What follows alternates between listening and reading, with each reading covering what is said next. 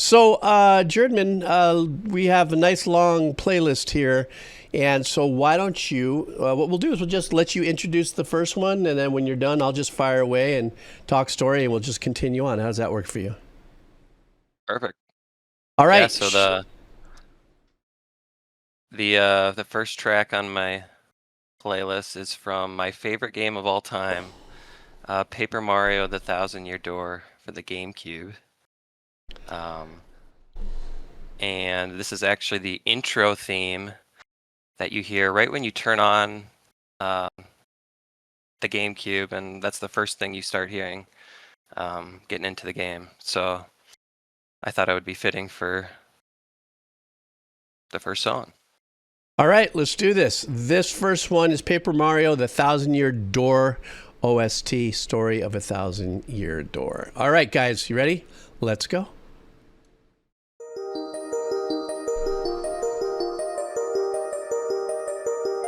Pretty.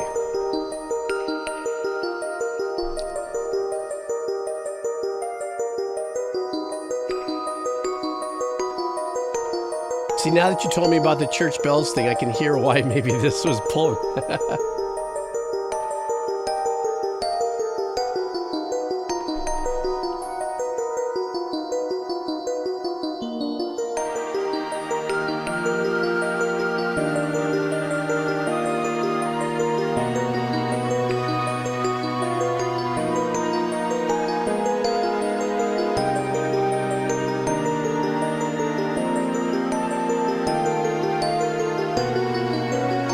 Wow, this is beautiful. Great chord changes.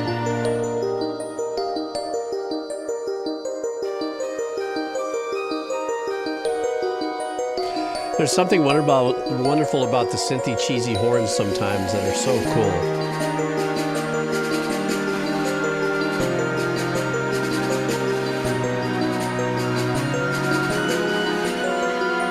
That melody in the back that's carrying out there is so killer.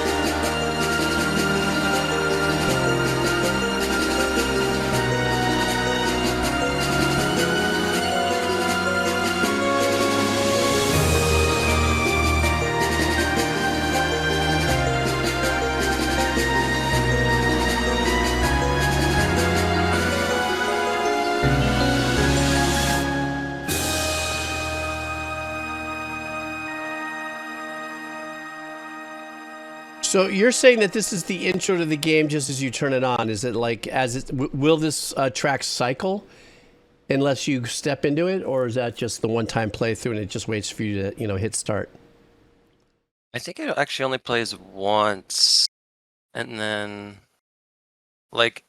so this is a track that probably a lot of people don't even really hear, because once you press A to get to the menu or whatever, it goes to a different track, and so most of the time you're just you want to get into the game, so you actually probably only hear like a tiny bit of this. Oh, so you mean because of the fact that people are just amping out to get into the game, the second it pops open, they're firing to get into the next step. Ah, what made you hang out and listen to it? The musicality, I take it. Yeah, I guess I don't like to skip a whole lot, and yeah, I guess I don't know the beginning. So you chew your food. You chew your food purposefully. That kind of thing, You take. Well, that's now. The opening sound for me was very. It reminded me of some of the more old school electric piano sounds from older synths, like the DX7 or something like that. I love the fact too. I mean, if you hadn't told me that you also have some church bell arrangements, and that's also part of your creative bandwidth in what you do. It definitely had that. Like, if the call to action was you somewhere inherently, even before you got into music, as a leader, just sometimes there are certain things like patterns for myself, I probably would have listened and go, oh, wait a second, what's this? It was very intriguing. I love the pattern, what it was. Before the second iteration of the pattern, and it started getting bigger with the arrangements, with the build and stuff like that. I just thought that was really super cool that it was two mallet sounding modules that was going on. First you had the da da doo doo da doo doo doo da doo doo doo da doo doo, and that was covering, you know, the chord changes of it. Then you had another kind of bell style instrument holding that melody up there. And I thought that was really cool. A lot of times I try to avoid that stuff as a composer. I'm like, hey, no, once I have the marimba doing this, I'm not going to go back and try to have an arrangement that you know, is kind of, am I using the same? Because in my mind, I'm like, he's only got two hands. He can only do so much. I'm going to try to keep it as organic as I can. And also, the build-up. We had the little soft synths coming in and stuff like that, giving us a little bit more of a warmer hug, if you would.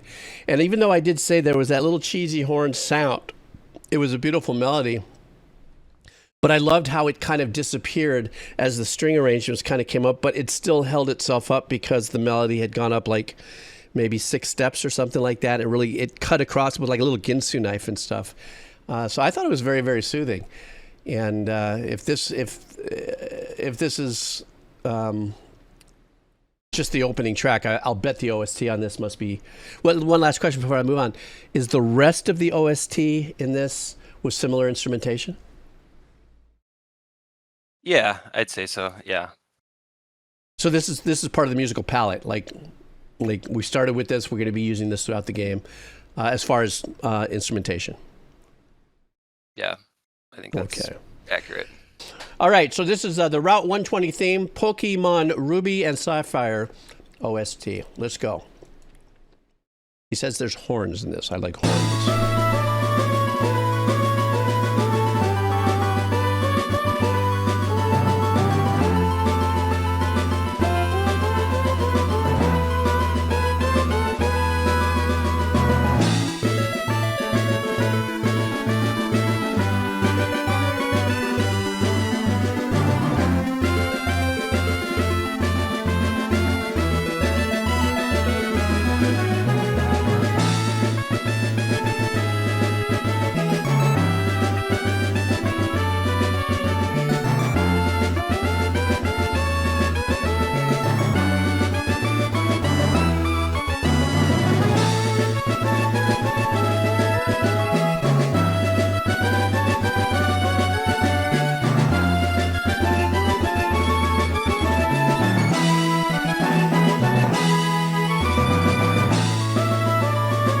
Where it loops.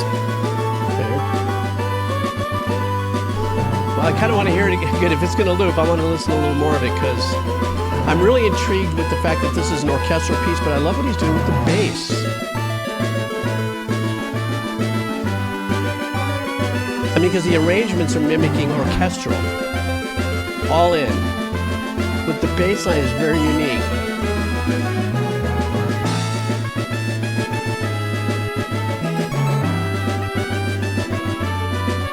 His bass line really is what makes the emphasis on the changes for me.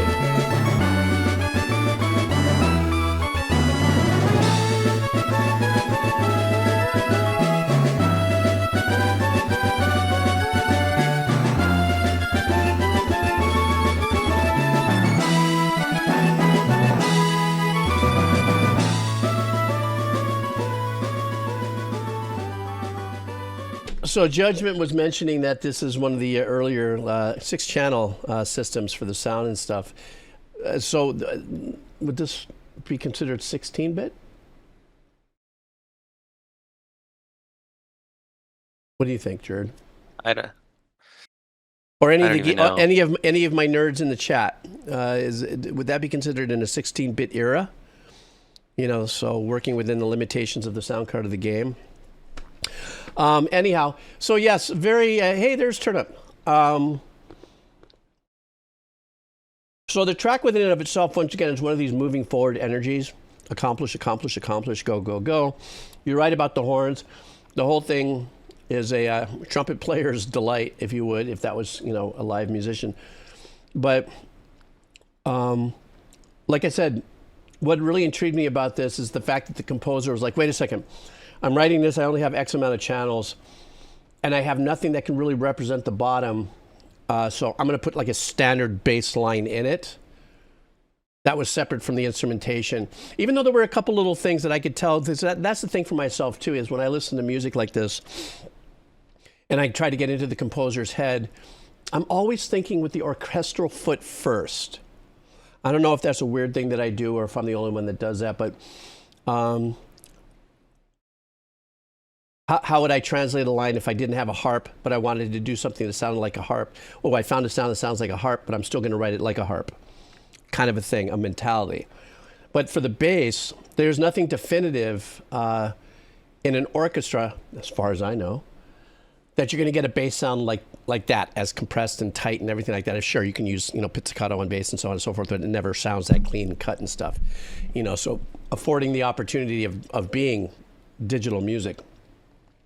I'm just, me, I have tendency to goober over the bass more than anything else. I loved what the bass was doing to support the arrangement on this, is what I'm saying. Yeah, and Turnip had asked that this was probably MIDI at this point. I'm pretty sure it is, but that's way out of my ballpark. But I guess if you're working within the confines of a sound card, everything is. I don't know. That's a great question. If it's MIDI triggered, do you know by any chance, Jerdman? At that point, I mean, it would seem like it is, right? Because it's digital. Yeah, I think it's. Yeah. Yeah. Yeah, it's digital. That was a good question. Okay, next up, Gym Leader Battle. Tell us about this one. So I was mentioning earlier, to earn badges, you have to defeat the gym leader. So in this game, this is the theme that plays whenever you're battling the gym leader, every single one. So it'll repeat itself every time a gym leader shows up. This is that's the motif for this guy. Yeah, and actually each gym leader has their own gym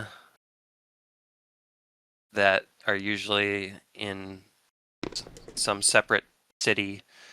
So not every city, town, whatever, has a gym leader. Kind of the bigger ones usually do, but yeah, they have their own gym building. And these are such small games that the size of these buildings is super tiny. And really all that's in there is these square tiles of gym a few trainers that you battle, kind of as a warm up to the gym leader. But yeah. So some of the bigger cities. So as I understand, some of the bigger cities have gyms and gym leaders, and then some of the ones don't, but they have a community gym that doesn't necessarily have a leader. Did I get that right? Yeah, I guess the cities or whatever with no gym leaders, most don't have, I guess, a gym. There might be kind of lesser gyms, like one in a game. Gotcha. But all right. So it seems. So you're saying that no matter what, anytime there's a gym in it, there's some kind of proving ground. Pretty much, yeah. Okay. All right. Let's do this. So this is a Gym Leader Battle from Pokemon Ruby, Sapphire, Emerald soundtrack. Let's go.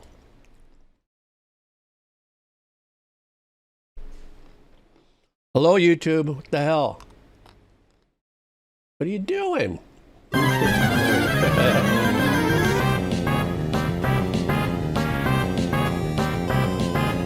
my God, 8-bit heaven.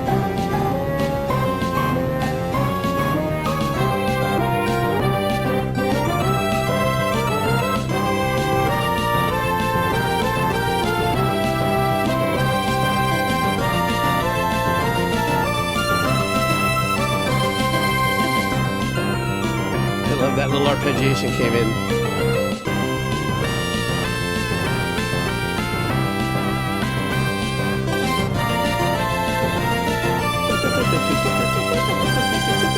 I like it. Creative.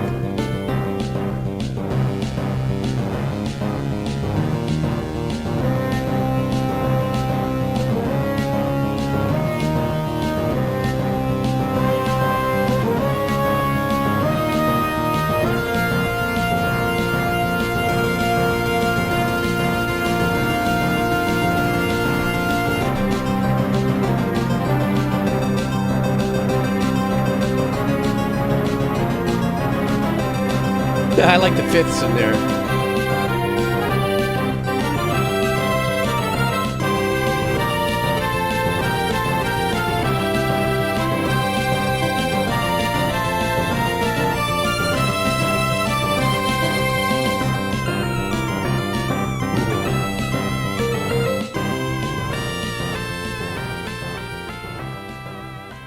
Super energetic. A lot of play around with the arpeggiations that are going in and out of it. The engineering of it. So it has an 8-bit sound to it, or the module, but it doesn't quite sound traditional 8-bit. Only because, from my knowledge, that's all in mono, with maybe just a touch of it. This definitely had a little bit of stereo imaging with a lot of the arpeggiations going around in there, and I like that. Everything was always move. So it was a very energetic track. Probably more of the out of everything that we've listened to, more of the fun contemporary palatable tracks for me. It was just kind of like, yeah, that's, I mean, my listening brain went to that. And it also had, the pattern was also pretty straight, and the drum was, so it had a little bit of that house, let's cook, let's move. Somebody was making fun of me that maybe I thought it was a gym, like a weightlifting gym. I have to say, admittedly so. That's what I was thinking, but apparently some people are saying it's more like a dojo or something. So I was like, what do I know? Yeah, my bad for not explaining that perfectly. No, yeah, when you said gym, I'm thinking, okay, they're going to, Pokemon goes and lifts weights, and he's got to, throw weights. Look, everybody's going to start laughing. There you go. I'm going to get the old man. In some sort of way. Okay. Oh, shish. Okay. Next one. Bring us into, we're going to be changing game mode here. Yeah, so we're going away from Pokemon now. This is from a game called Sonic 3D Blast. This was, I believe, my first video game. And so this track from Sonic 3D Blast, and then the next track I'll just mention is from Sonic R, Sonic Racing.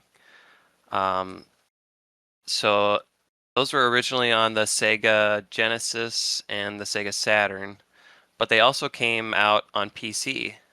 And so I have this memory as a kid, when I was like 5 years old, wanting to give my mom something for her birthday. And so you gave her Sega so you could play it. Yeah, exactly. And so that was both of these games as like a dual pack on PC, and it actually has the same composer of both games, Richard Jacques. But Sonic 3D Blast actually has two fully separate soundtracks on the different consoles. So Sega Genesis has a totally different soundtrack than the Saturn, which this is from. This track is from the Saturn soundtrack. Okay, so I'm a little confused, like I always am, because I'm me. You say Sega Saturn and then the Sonic R. Are you saying that every time one of these games came out, they came out on a new piece of hardware? A lot of games ended up re-releasing on something else. Yeah. Oh, gotcha. Okay. But this was kind of unique, where it's like a totally different soundtrack, different composer, on different consoles, but the same game. It's still like the same exact game. Oh, what a trip. Okay. Well, then let's check this out. This is Rusty Ruin Zone Act 1 from Sonic 3D Blast, Sega Saturn. Let's go.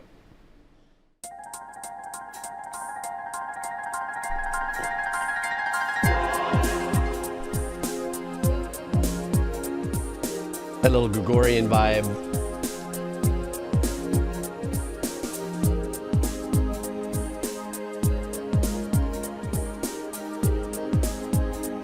Enigma. That's what I was looking for, Lassans. Thank you. Yeah.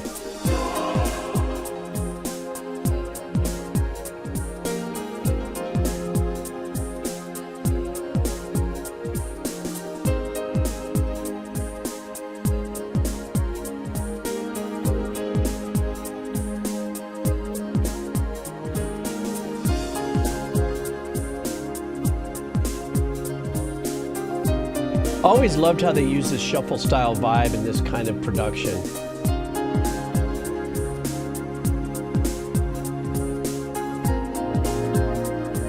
Very heady. I love stuff like this.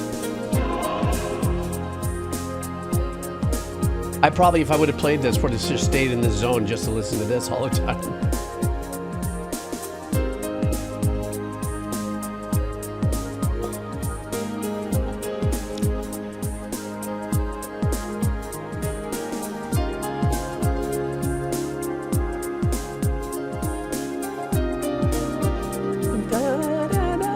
I love very lightly that melody in the back, because when we're listening to it, we're getting, you know, we're getting the loop, the piano, the pads, but there's this beautiful melody back there.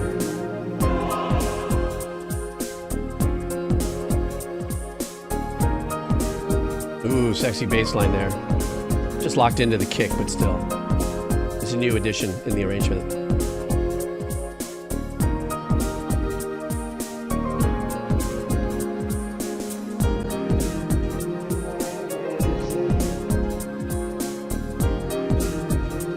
I like how the composer is using the assignment of the MIDI in very unique ways from the piano.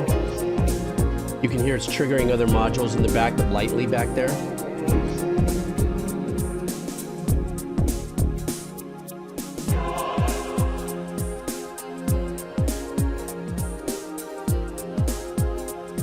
You know, I've never written anything in my whole career in this shuffle pattern.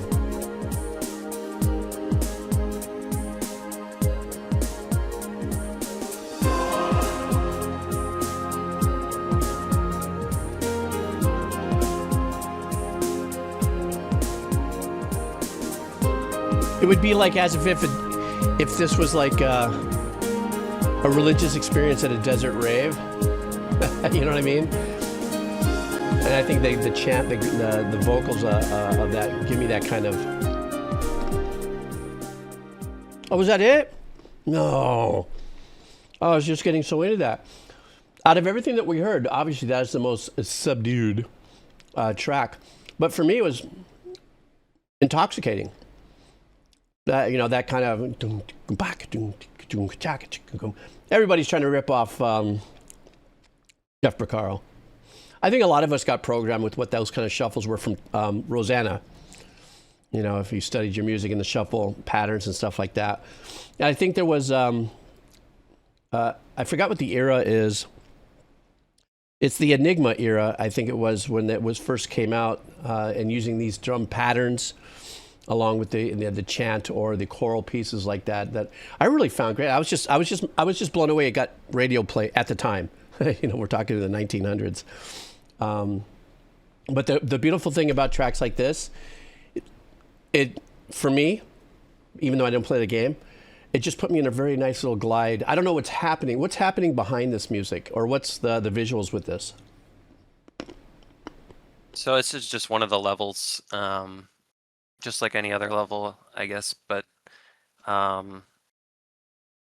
once you, I guess, progress enough, then this is Act 1. Then it'll change to Act 2, which is similar in a way, but it changes up the music. And actually, you've reacted to the Act 2 of this, I think a couple years ago or something. It was one that I put in. So yeah, this just plays throughout the entire level, I guess. That's killer. It must be, is the level chill? It sounds like the level would be like this music would be in a level that was more non-battle, more collect power or do things. Is it that part of it? Like in just I'm thinking composer theater of the mind. Yeah, it's kind of these ruins, and it's like raining as well. It's a very chill area, which that makes fits the sense. music. Yeah, it was one of those that I would just sit and listen. Yeah, I rather mean, than for continue the myself, game. if I was listening to this track, I would be just high as balls back when I was younger, and I'd be just going, yeah, this is just it'd just be yip doop doop doop doop doop. Of course, you know, that's how I hear it. But I really loved it. Like I said, out of everything we've heard so far, this has been, you know, the most chilled track.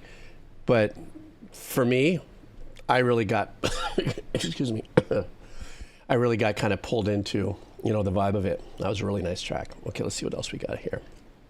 So let's go to the second one you've already explained. This is called Work It Out, Sonic R. Here we go.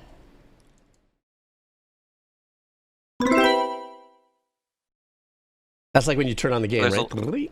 Yeah, there's a little narrator just for the first. At top speeds, the outside world whizzes past you.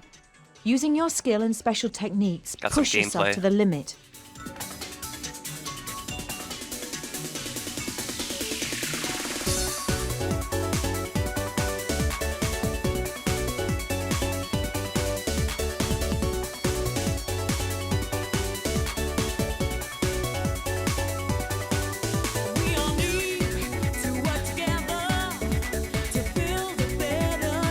God, so house.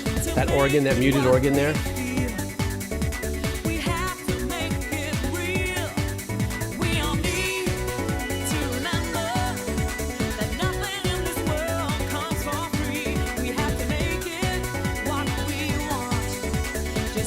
It's like a disco house combo.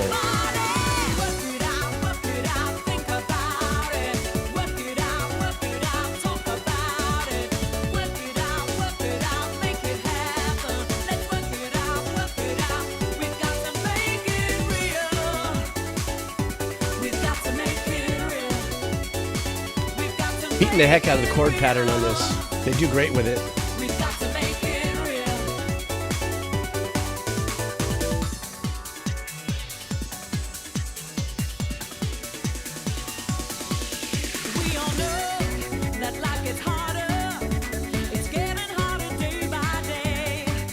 Very 80s lyrics.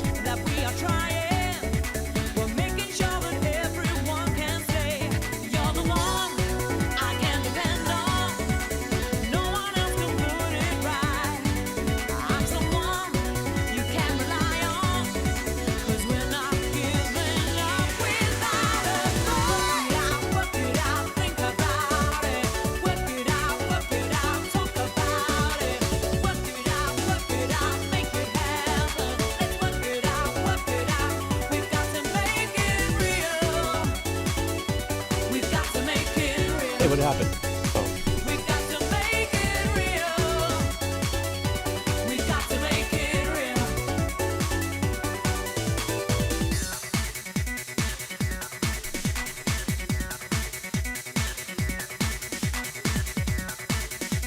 real. A reduced mix element.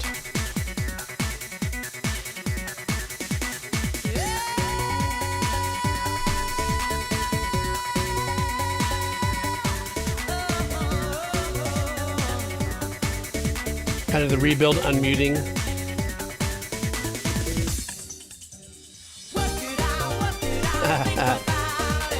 Composer's going, oh man, I got to write 2 more minutes. Modulate.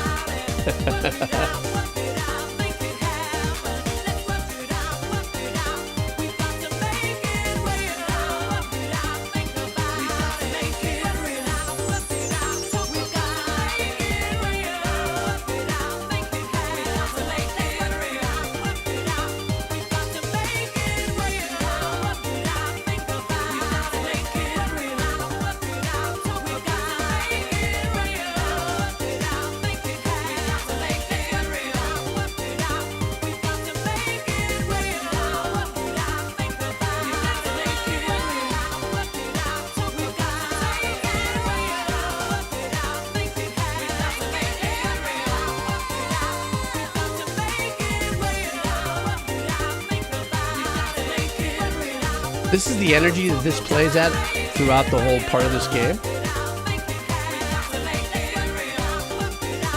Yeah, the whole game kind of has this feel to it.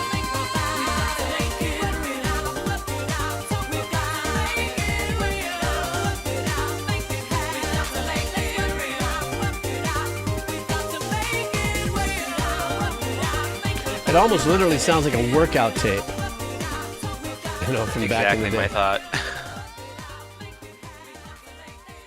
So with that, that definitely had like more the 80s kind of like disco moving into house movement and vibe before the genres were defined, you know, where it goes, you know, disco, house, rave, club kind of vibes and stuff like that. So there was an integration of arrangements in there that, and I'm definitely not proficient on when those crossovers or happen in the genre segmentation I just mentioned, but that chorded pattern that they beat the hell out of, ding, ding, ding, ding, you know, that it, to me is indicative of more of the house vibe that was kind of clubbing into it and stuff. The vocals were phenomenal. The vocals reminded me of who was the singer that passed away a while ago, or if you don't remember, and maybe somebody in the chat, that was the singer for the theme song Fame. Kind of reminded me that had that soulful kind of vibe, you know, and the vocals were phenomenal. But it definitely had a lot of power. Like, this is a go, go, go, go track. One of the things I noticed, too, with what was playing here is, you know, I don't have enough depth in gameplay, but I'm noticing that games sometimes have the same kind of patterns, if you would. Like, you're on a road, you're going up and down, you're collecting things, you're doing this, and you know, like, they're kind of sub-iterations of other games that have very familiar for me. I look at this and I go, oh, that's a little like Crash Bandicoot. Oh, that's a little like that. And so I find that as I move on in this journey that you guys are bringing me on with the video games, that there's some continuity in some of the games that are like, you know, run-oriented, drive-oriented, you know, high embanking curves down and collecting things like that. Is that a fair assessment, you think? I think so. Yeah. Yeah. It has a lot of the same features of a racing game. Yeah, you can collect things and this was just a track that plays specifically on this racing track. Yeah. That's what I noticed. Judgment, are you giving me a rash? Is that what are you giving me a hard time there? Look, Judgment is just us little ants down here. This guy. Okay. Let me I see guess before moving on to the next one, yes. I wanted to mention. So I got my Sonic 3D Blast disc right here from like 99 or whatever it was, and then my Sonic R. So this was the two tracks, or my first two video games. And one thing that I thought was so cool was you could put those CDs into a CD player and it would play the soundtrack. And I just thought that was so cool. Wait, say that again? So those are the actual video games that go into your PC, but you put it in a CD player and it plays the soundtrack. And I just love that. And I would that is really cool all the time. Tech-wise, I wonder how they did that. Getting the audio portion of it to read just the audio in a basic CD player. That's pretty cool. So you can actually take it with you. But talk about physical. Yeah, somebody says talk about physical media, from what Lee just said. God, that's really cool. All right, what are we going to get into next? Okay, now it looks like we're shifting into another. What is Bug Fables OST Lost Sands? Tell us about this. So Bug Fables is a game that came out 2019, but it is very much heavily inspired by the first two Paper Mario games back from like 99 or 2000 to 2003. And so the first track on my playlist was from that second Paper Mario game. And so the gameplay wise, everything is very much like those Paper Mario games.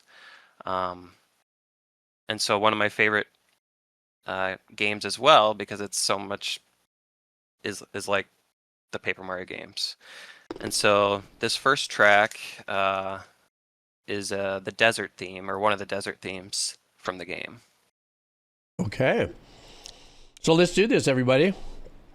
Everybody, the chat seems to be enjoying this journey quite a bit with you. Very, very game-oriented chat here. I have a lot of history here, so I'm watching one eye's on the chat and stuff while I'm listening to you. So it's fun to read what they have to say. So, guys, we are doing Bug Fables OST. This one is called Lost Sands. All right.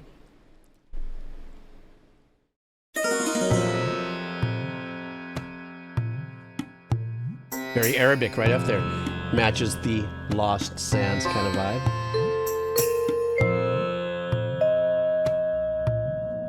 Albeit Pakistani desert, perhaps.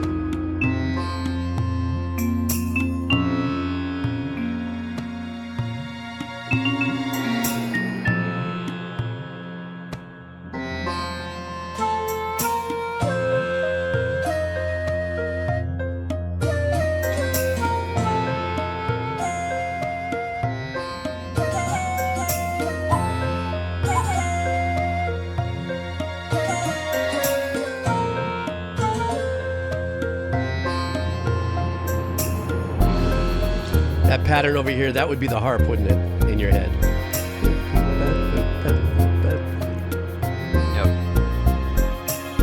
I also love this bass here. Yeah, I love this bass. It's badass.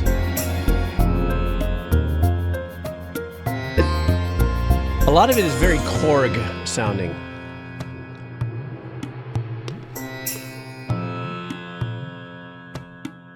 That sitar is very Korgish.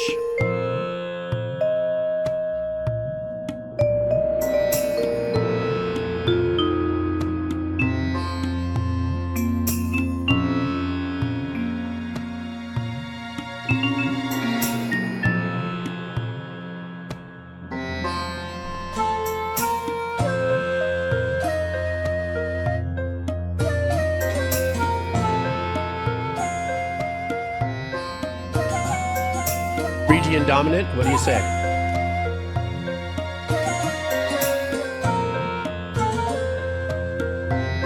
Get out the tip jar, Armand. God, that's such a great bass sound.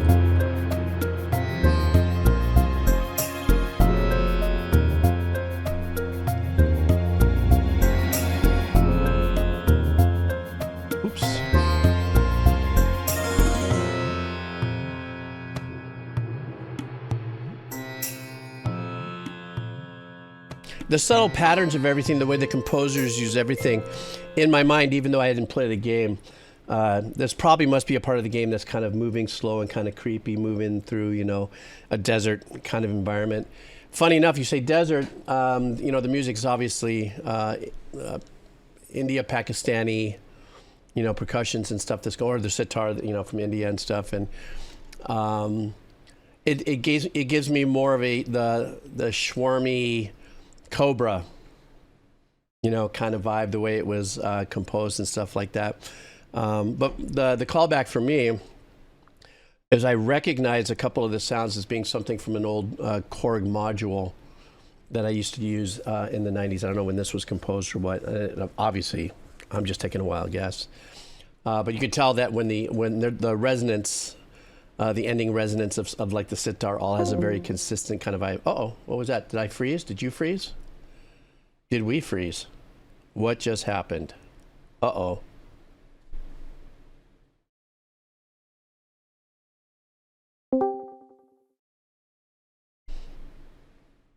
Oh, we're alive. Okay, I don't know what happened there. Yeah, cut out for a sec. Yeah, but it cut out from all of us. Yeah, okay, good. Hey, Jerdman, oh, thank you very much.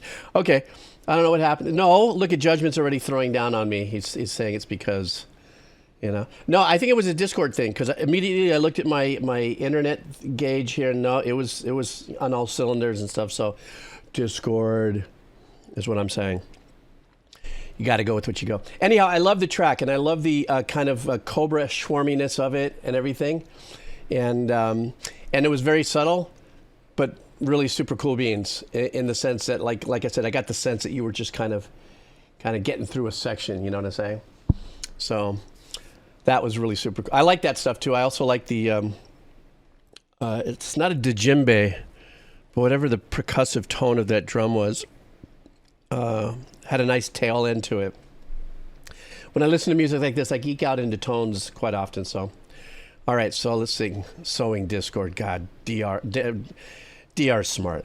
Okay, let's go to the next one. Tell us about, so this is still Bug Fables. Tell us a little bit about Termite Capital. Yeah, so this is the city of the termites in the land of Bug Fables. So this city's got like a nighttime kind of feel and pretty chill track.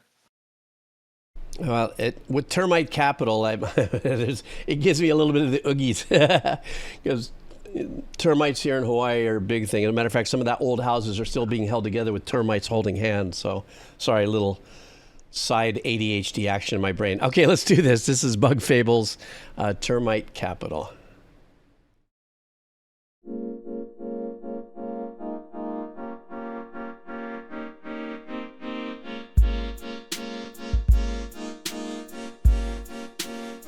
Oh, this is badass.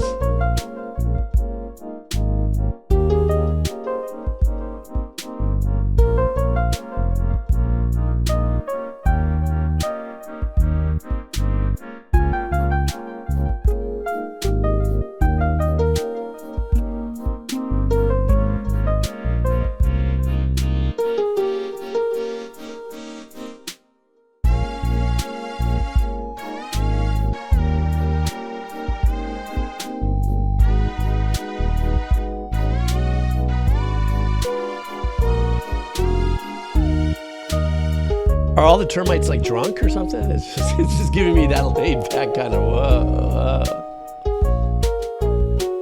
I don't know if they're drunk.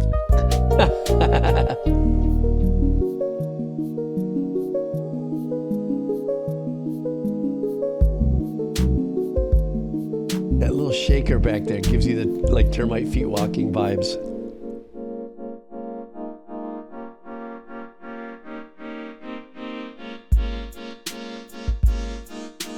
This is like Snoop Dogg-esque composition because of that laid back of the pulsing pattern. I'm a termite and I like the bugs and I like to come around a bit of son of rags, you know, that kind of laid back vibe. I like this melody.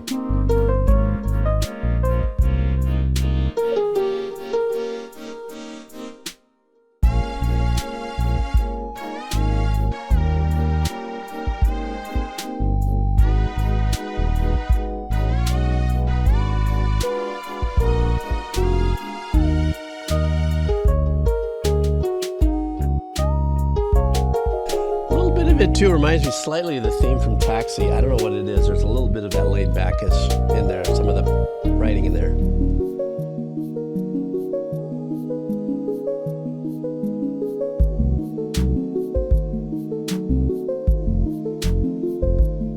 Well, this is nice.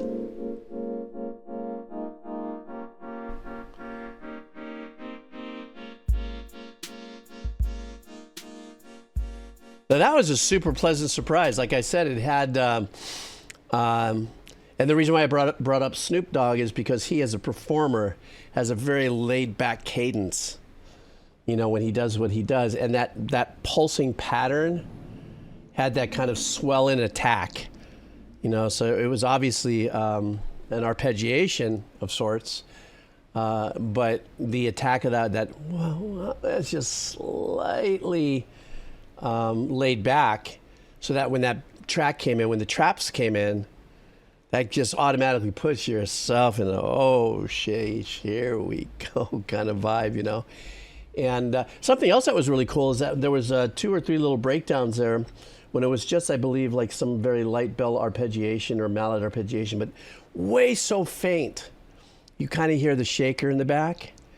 And to me, since I'm thinking termites, I'm going, oh, maybe that's like the creepiness of the termite, you know, walking around in there. Something weird like that. That was good. I like that. Sorry about me trying to rap over it and I destroyed the whole thing. I'm just saying I was like trying to get to a point that I obviously failed at. So, so tell us about this next one here. Super Mario RPG music. Let's Go Down the Wine River. Tell us about that. So this is a pretty fun track. Very short. I believe the video shows gameplay. It's kind of like a mini game. So you collect like coins or something, but it's just like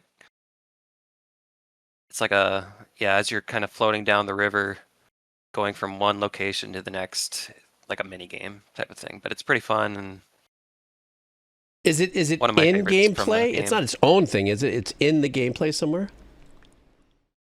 Yeah, it's in gameplay. Yeah. Oh, okay.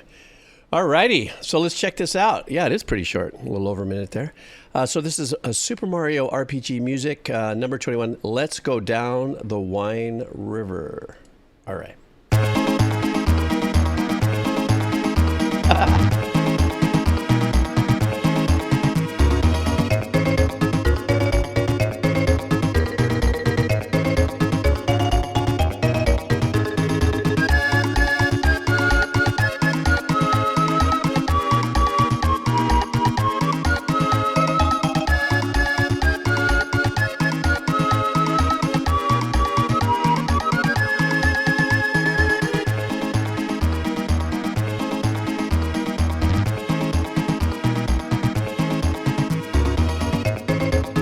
Very folksy, fun, lighthearted, with like a little twist of Scandinavian. I don't know why I'm saying Scandinavian, but I'm thinking hurdy-burdy. Well, I better stop talking before I get myself in trouble.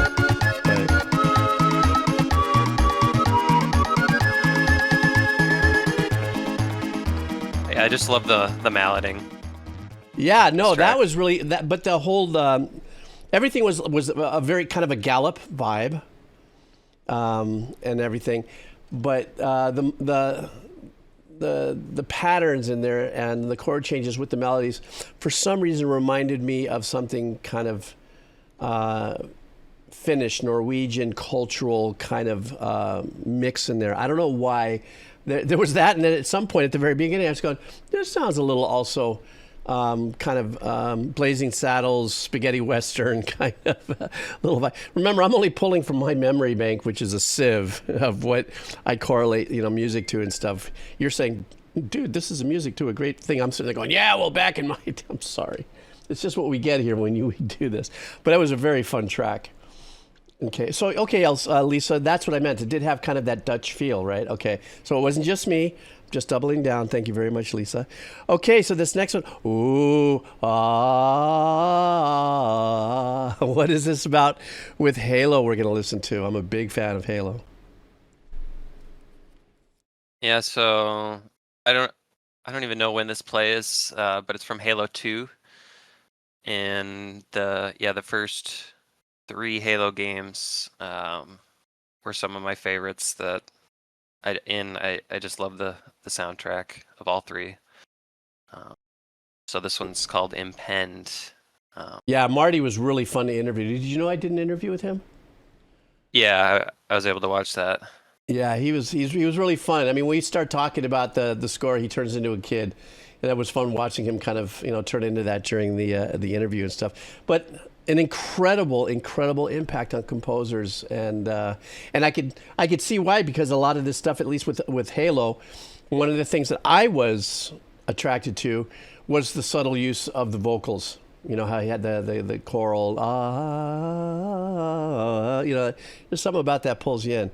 Anyhow, okay, this is the Halo 2 OST. This track is called Impend, like impending doom, I think. Here we go.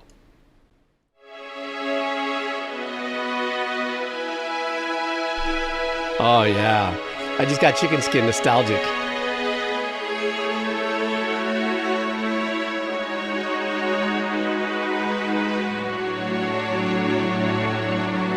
Warm it up with that bottom end.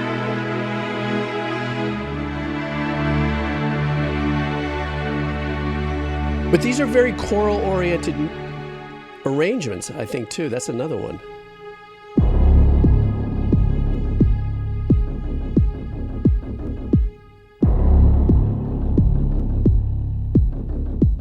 Where did this play?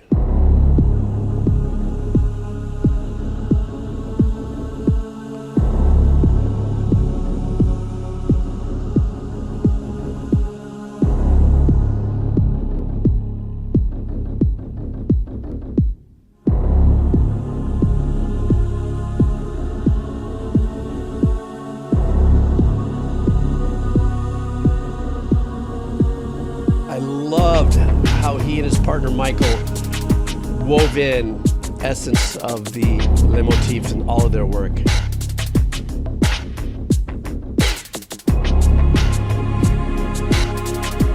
Ginger says this is from Cairo Station.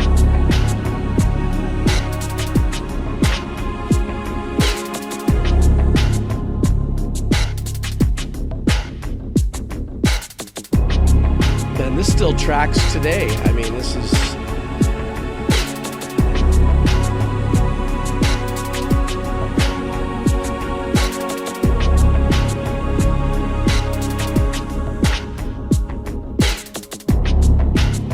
And you know, they love to play with the seconds and the fourths and the ninths in a lot of their arrangements, you know.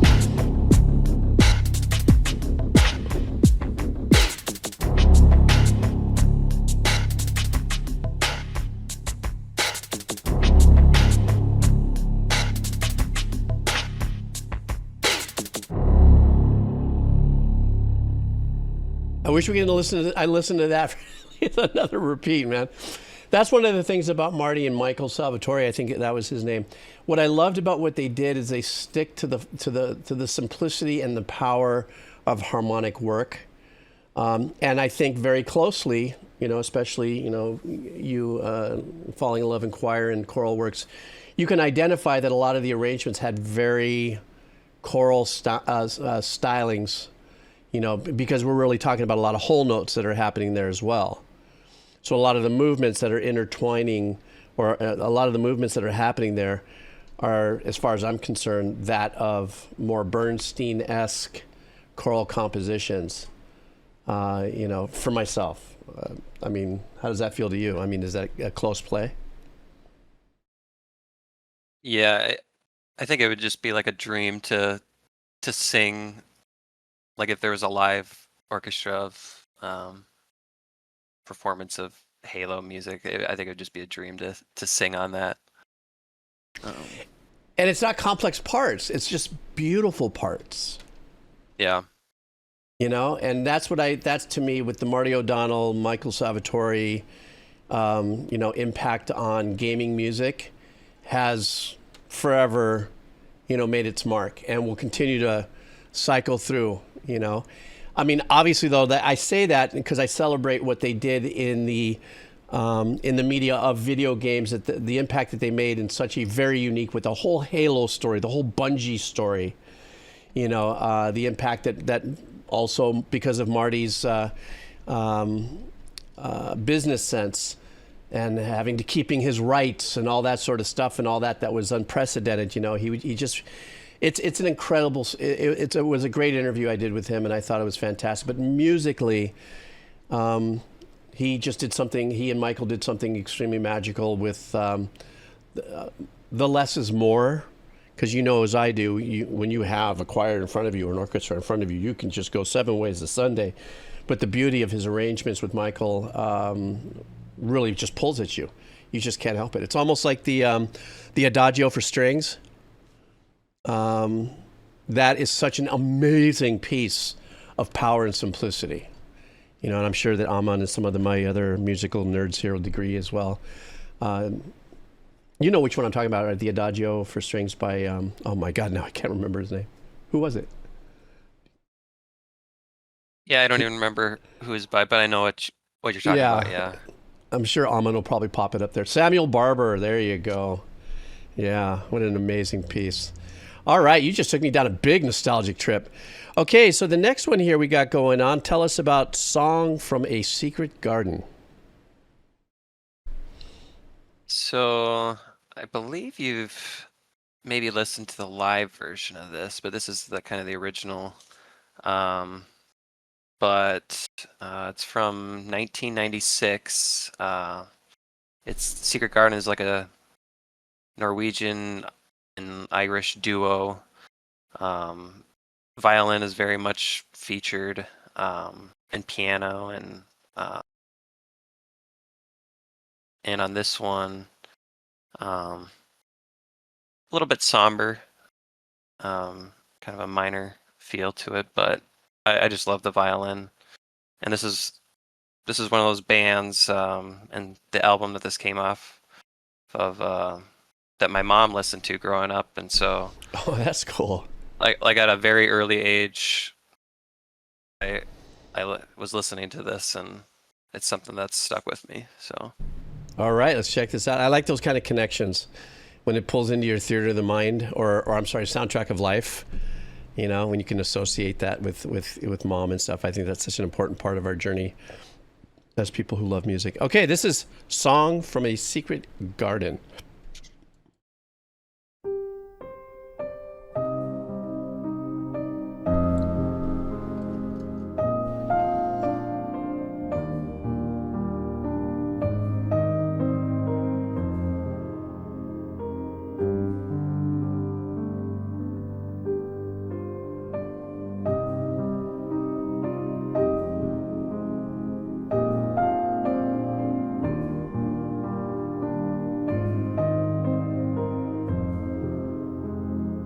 I'll save it for later. Ooh, that's a nice change right there.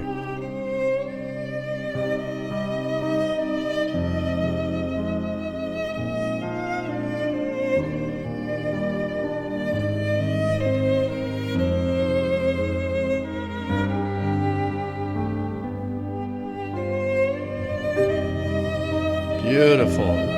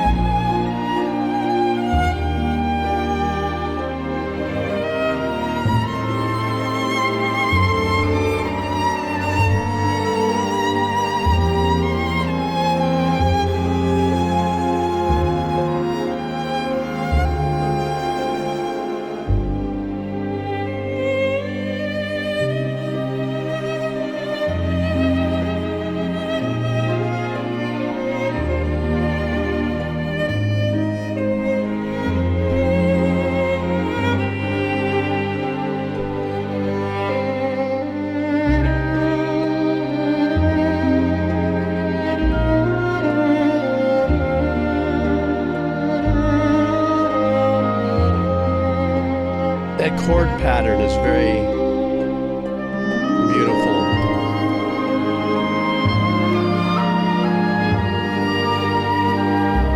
It's like a beautiful descending. It's uplifting, but it's descending in its, in its pattern.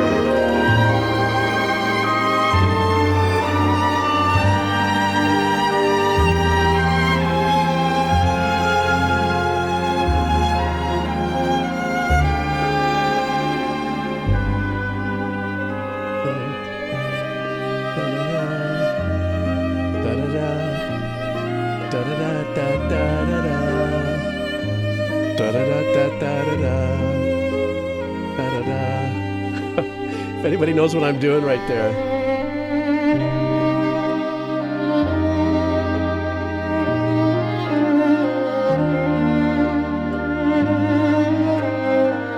Beautiful dynamics and expression in the playing.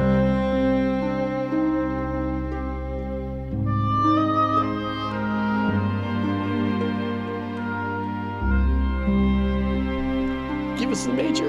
Oh, it gave it down the Were you reaching for it like me? Did you know that's where I was going to go? Please give me the major. Yeah. I knew it was the minor. Like, give me the major, give it to me. Oh, you made me hang out. All right. I didn't want to say this at the beginning, But then when I sang that melody that I sang, hands down, because remember, chord patterns are, a lot of times are used a lot, and so they're rearranged in different ways and so on and so forth. It was the chord pattern from Fantasy for Earth, Wind, and Fire. Da da da da da da da da da da da da da da da da da da da da. And the only reason why I know that so well is because my uncle was the co-writer of that, way back in the day and stuff. So it is such a beautiful, wide open chord pattern that allows so much room for beautiful interpretation melodically. But now that I hope I didn't ruin it for you by telling you that was the association that I caught from it. But it's such a beautiful, beautiful pattern to have that like uplifting, motivational vibe, and while it's a descending kind of chord movement there, pattern movement. Such a beautiful track. Yay. Yeah. Just one real quick thing. Am I Sure. able to take a bathroom break here? Sure. Yeah. No. You got to piss through this. You got to put on your Depends. Now you know how I feel. No, I'm kidding. Go ahead. All right. Don't worry about it. Go ahead. Minute. All right. Oh my God. That's great. I love that. Good. I thought I was the only one that had to take pee breaks. Use the bottle trick. Now, I'm not going to edit this out either. I'm going to keep this all in there. Hey, but did you guys hear that? In that song, the chord pattern? That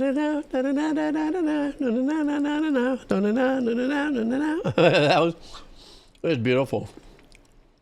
But for me, I was like, oh, can't get my head away from that. Yeah, Judgment. I don't have custom avocado ones, though. I don't. That would be great if I had my own Depends designed as an avocado. That's stupid. Lisa, you set my mind awry, I tell you. Oh, shit. Well, you know what? I'm going to refill my water, so stand by.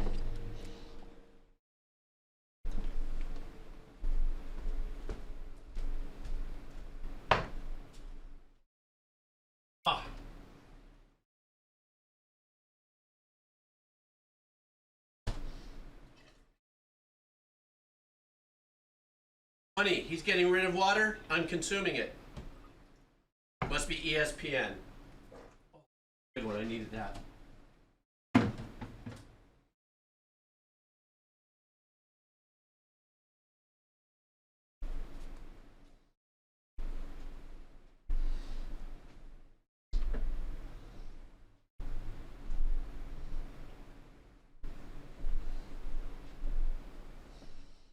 Oh. All right. I took a break too. I figured why not. And then I got back before you, and I was going to play some intermission music, but on my ukulele. But now you're back. You could go ahead. Huh? I'm sure No. Chat would love to see that. No. I'm still working on that same piece with my 6-string ook. It's not quite ready yet, but it'll get there. Yes, so, where was I? Okay, that's my story, and I'm sticking to it. Okay, yeah, we were going to get into this next one now, which is, tell us a little bit about Jackie Evancho in this next track we're going to hear. If I said that wrong, right, Evancho. Evancho, I believe is how. Thank you. I always blow it. I did a redeem of her, I don't know, over a year ago or something. But she's this is her singing 10 years old. She was on America's Got Talent. That's where I first saw her back in the 5th season in like 2010. And she ended up being runner-up on America's Got Talent, so she didn't win. But this is a live performance. And I believe she's still 10 years old here. But this is off an album of hers that I just fell in love with. and something I still listen to today. Very classical, but and operatic and. All right. Yeah. So it looks like this performance is probably from one of those TV contest shows. You think? No, it's too long for that. No, this is just a performance. I think it's at the Ringling Museum. Oh. It's outdoor. Oh, okay, great. But all right, let's do this. This is Jackie Evancho, Nella Fantasia, from Dream With Me in Concert. Let's go. Ooh, what a great looking venue.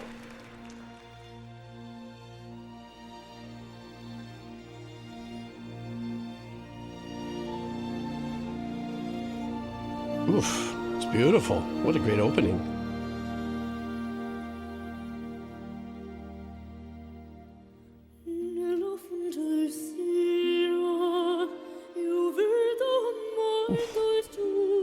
Where she's coming from here is beautiful.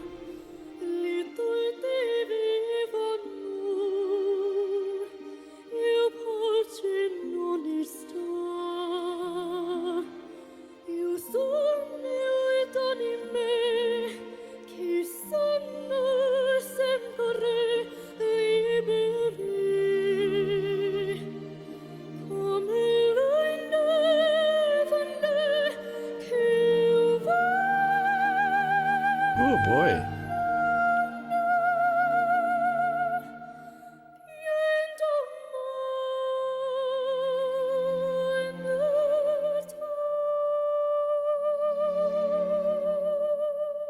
Such control.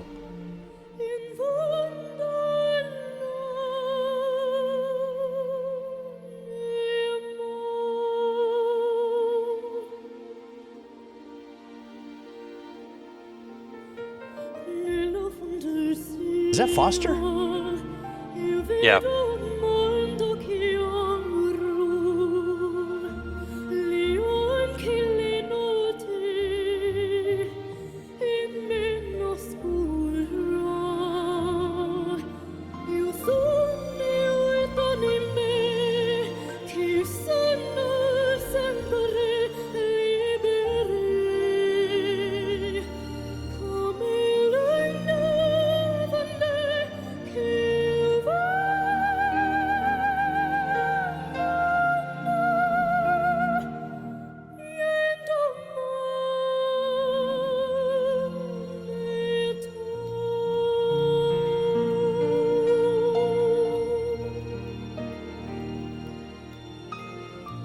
She has got a voice so far beyond her age.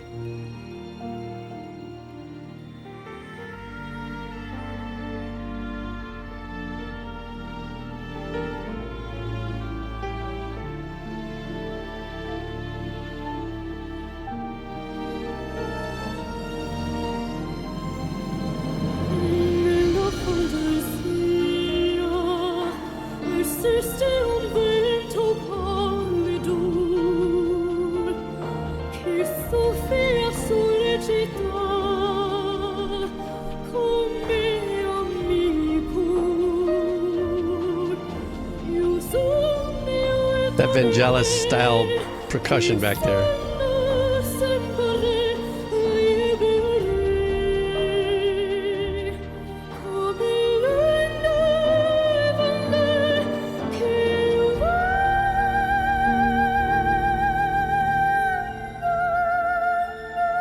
I love what the piccolo is doing there.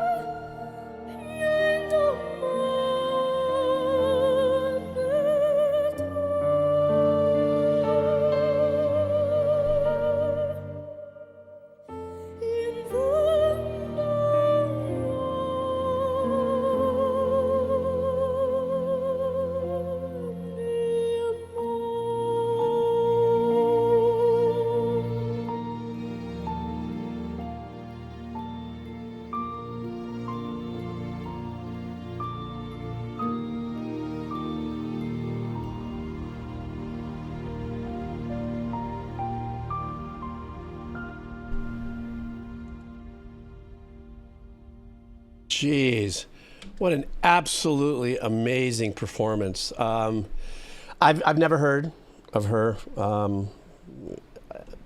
She has a voice well beyond her age, meaning that the tone, the warmth, the maturity. I think that's what I wanted to say with that. In her performance is mind-numbing, and without a doubt, this young lady has an absolutely amazing, future ahead of her. And the arrangement, though, after I'd say, well, that looks like David. Not like I know him on his first name basis, but he did live below. My dad's ranch was below his ranch in northern LA, and but in the same circles, if you would, of professionalism between the two of them, et cetera, et cetera, et cetera. Then once I realized it was David, when I listened to the arrangement, I was he is such a phenomenal composer and arranger when it comes to ballad-esque compositions and stuff like that, with strings and beautiful movements and counter arrangements. There was a couple of really wonderful things that in the arrangements that I noticed there's at one point where she does hit one of her higher notes, but there was a harmony with a piccolo way in the back, extremely subtle. That was beautiful. It was kind of bold, like risky. For me, I was like going, she's already up there, where was that emphasis, about? But then in the mind of the composer, obviously, David had a different sonic vision, if you would, of that one little piece there. I thought that was beautiful. I was just mesmerized by her vocal qualities, and just her and also her professionalism. The whole thing was just wonderful. And thanks for bringing that to me. That was pretty dang shockadoobies, if I do say so. And you, as a choral director and stuff like that, I'm sure you were astounded by her vocals as well, yeah?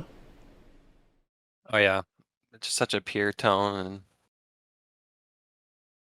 yeah, I remember watching it live when it happened like 16 years ago. Yeah, just. So this is 16 beautiful years voice. ago. Obviously now she's a mature artist in the sense of years. Has she kept her trajectory? I mean, she's got to be doing concerts and stuff like that. I mean, because I don't know. That's why I'm asking.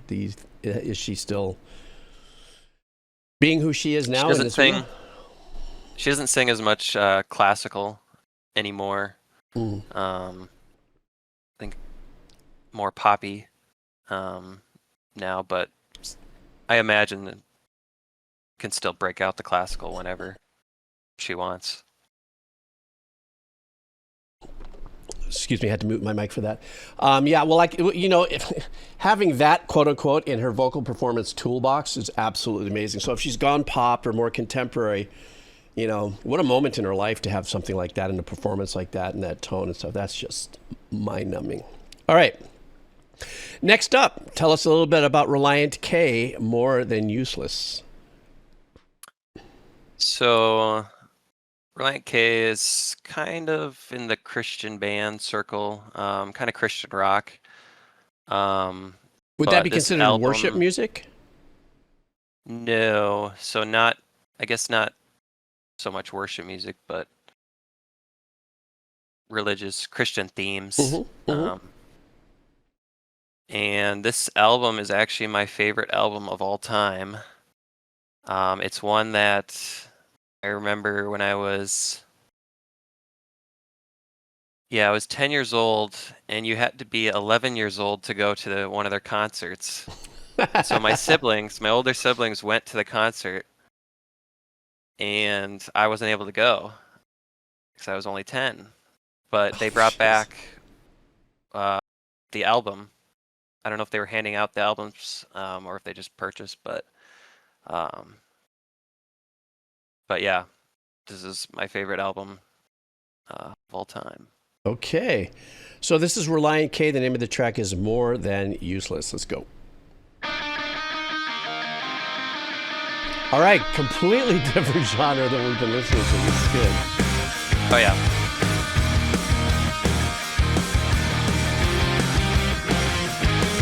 Giving me that Green Day-ish pocket. I feel like I would like to be somewhere else doing something that matters. And I'll admit here, great production. my mind wastes away and my thoughts start to gather. together. What's the purpose? It feels worthless. So unwanted, like I lost all my value. I can't find it, not in the least bit. And I'm just scared that I'll fail you. And sometimes I think that I'm not any good at all. And sometimes I wonder why I'm even here at all. Questions of life. But then you assure me I'm a little more than useless. And when I think that I can't do this, you promise me that I'll get through this and do something right for once. Ooh, a nice little blend of synth there. Didn't expect that. So I say if I can, And that was very melodic little crossover line. Wasted, and nothing trivial that life can give me will measure up to what might have replaced it. Too late, but my day book is packed full of days that were empty and now gone. And I bet the regret to get me to improve in the long run. Sometimes I think that I'm not any good at all.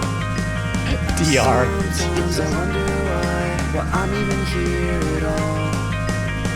But then you assure me I'm a little more than useless. And when I think that I can't do this, you promise me that Wow, the production's fantastic on this. do something right for once. I'm a little more than useless. And I never knew this was gonna be the day that I would do something right for once. Sneak in that acoustic guitar. I wonder if it was there during production. I didn't hear it. I know this week is a symbol of how I use my time. Resent it. I spend it. Ooh, love that with the piano. Myself, the world's doing just fine without me. Doing anything of any consequence without me. Showing any sign. Now I've got my ear listening to see if that acoustic is down in there. It's my life and my right to use it like I should, like he would, for the good of everything that I would ever know. I'm a little more than useless, and when I think that I can't do this, you promise me that I'll get through this and do something right for once. I'm a little more than useless, and Lisa. I knew this was gonna be the day that I would do something right for once.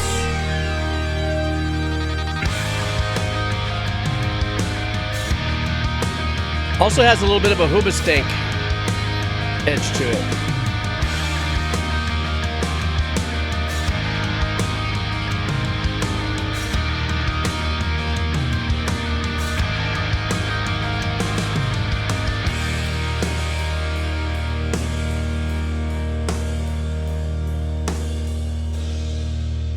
One thing I'll definitely say, the first thing I want to say is that just incredible production.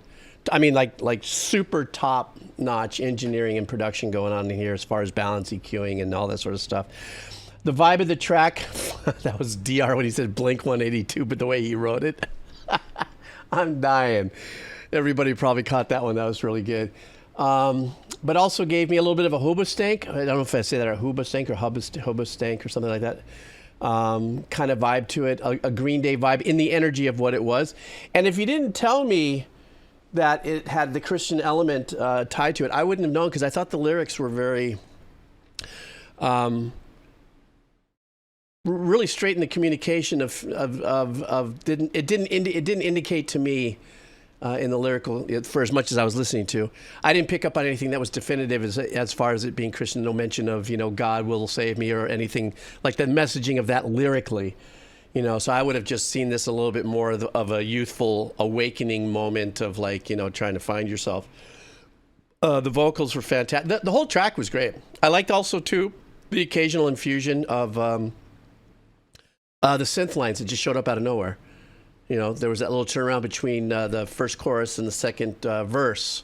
I thought it was really slick that they put that in there. And then the breakdown with the acoustic guitar, that totally caught me off guard. That's why I'm saying the production on this was phenomenal. So this was a great track, very catchy too.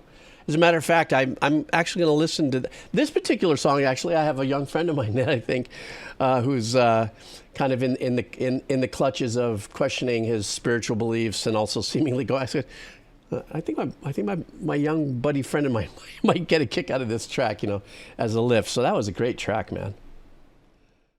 And the only reason why I brought up guitar tone.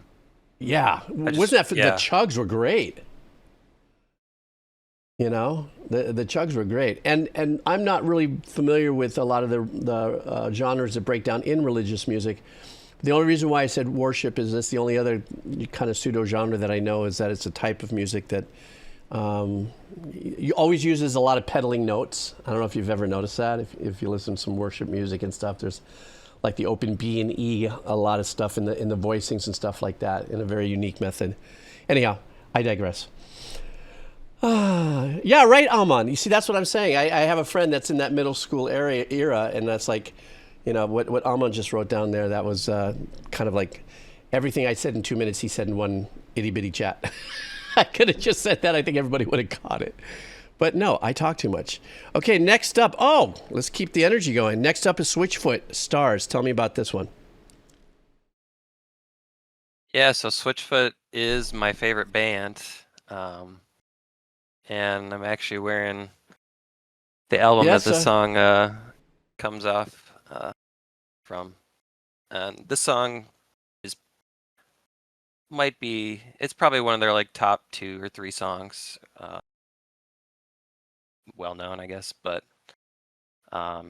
it's one of those bands that I've been to like 7 of their concerts, and they're still putting out music. And I think this is from like 2004 or 2005. This album, so. Okay, well, I've definitely heard of the band Switchfoot. I don't think I've ever done anything from them. So let's do this together. This is Switchfoot, Stars. All right.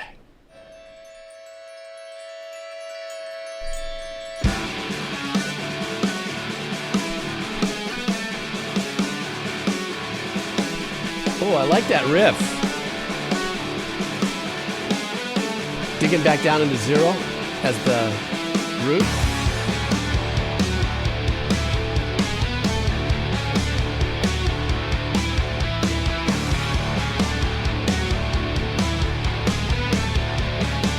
Wow, that's a great riff.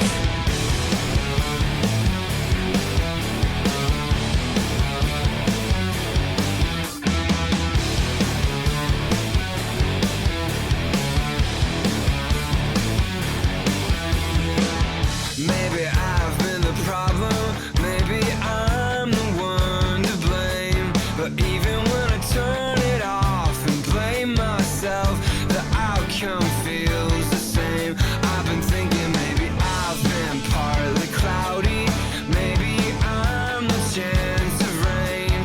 Where did you switch from that riff into more of a pop contemporary chord change there? Pattern.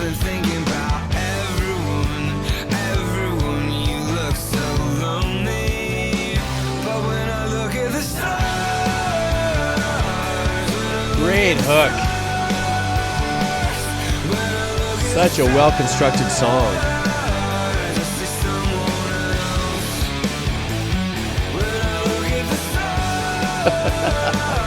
That's great.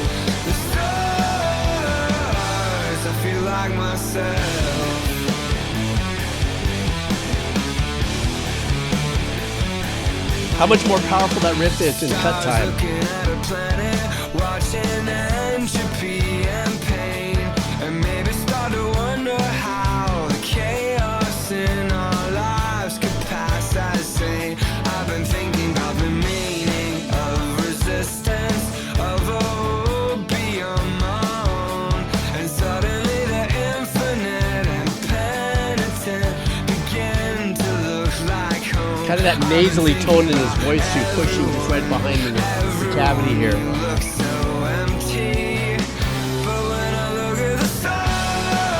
I love the turnaround into the hook too. That's very well constructed. Or the pre-chorus, I'm sorry.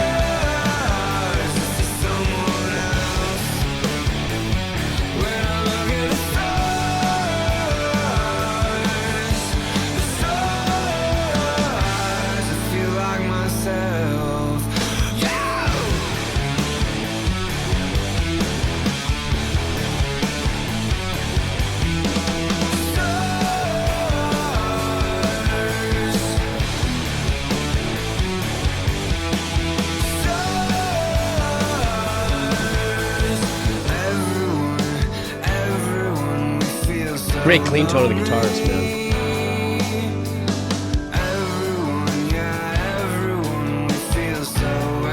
I love that sneaky piano back there.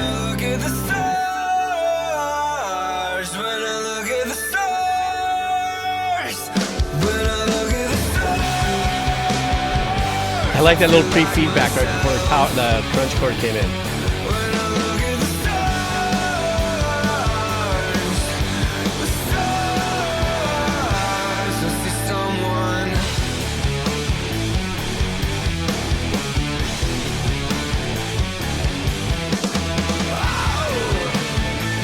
You know, a little bit of that gives me some of that Alter Bridge vibes.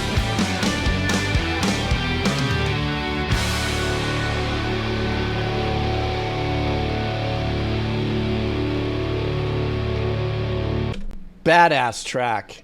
For me, that had everything that made me like come together in the track as far as having really super good song production skills, as far as assembling, you know, intro, you know, verse, pre-chorus, chorus, you know what I'm saying? There was all these really fun elements that jumped around. The riff to me was you know, the stick point for me. That's where they stuck the landing. I thought that was really creative and kind of progressive. Not progressive in the note choices, but in the approach of playing the guitar that way. You know, constantly diving back into the root. You know, that kind of movement and diving in and out. Also, the playing around with the going to cut time, straight time to cut time. I believe that it got more powerful. The riff got, you know, much more punchier in the cut time part of it. But then where the verses were, got really kind of straight, like homogeneous. I don't say this is a ding, just kind of pretty straight homogeneous chord changes. For me, like in a pop sounding kind of vibe, which is really kind of a nice juxtaposition to the riffage, being that I've never heard, you know, like I said, I've heard of the band, but I've never listened to any of the work and stuff. And so profoundly though, with the production skills, the engineering skills and the musicianship and stuff, this checked off everything that I really enjoy about the songwriting world. You know, nice, powerful punch. And then the hook was just, to me, you just can't construct, as far as I'm concerned, somebody who's never written a song anyhow, but as far as somebody that listens, you can't construct a better passage to a powerful hook, as far as I'm concerned. I thought that was a great, great, great track. But I'm hearing a consistency in your choices. You know, I'm sure this is just a very, you know, what are we listening? Just to a couple songs to your soundtrack of life. But, you know, in putting together the playlist, it was just like Alman. And, you know, there's only so much you can do in a you know, a redeem session. You know, you can't sit there and say, I have pegged your listening. But in this particular, you know, journey, you and I have a lot in common in the kind of songs and writing and stuff that you like and stuff. Uh-oh. Guys, we're going to be doing something from The Legend of Zelda. Please explain yourself to us here. Yeah, really quick, I'm just going to shout out my my sisters in the chat. Hey, Sissy, here. What's up? What's going on? I think this is their first time in the stream, so... It's a clean stream. Yeah, I do not curse. I do not slander.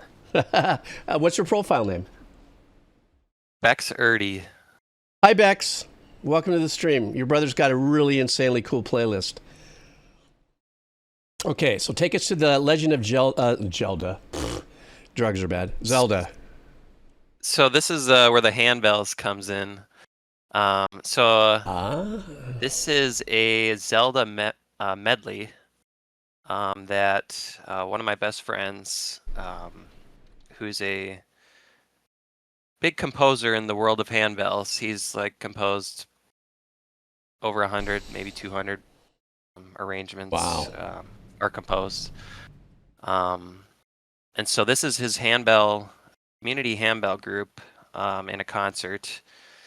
And he pulled the Melodica Men, which is this duo that was on YouTube, I don't know, maybe 5-10 years ago, that kind of became popular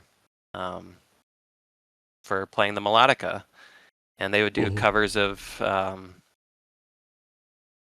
like movies, scores, and video games, and just like classical music and stuff. And So kind of a weird mixture, handbells and melodica, but so you'll hear sounds really interesting. The melodica kind of taking a lot of the melodies of the Zelda tracks. So what's your friend's name here, so we can give him some creds? Matthew Compton. Matthew Compton. All right, guys, we're going to be listening to one of Jerdman's buddies, Matthew Compton, the composer of this particular video we're going to watch, Legend of Zelda. And I'm very interested in this because much like choral composition, bell composition has its very unique tones and harmony, and actually resonating harmonics that can be very tricky with the bell composition. So I very much look forward to this. All right, let's do this. All righty.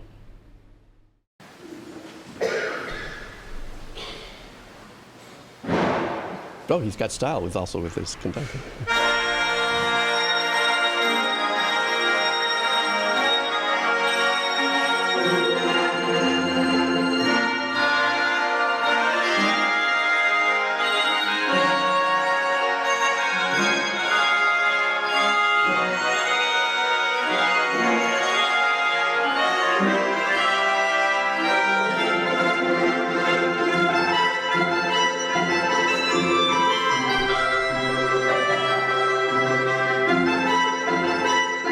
So well done.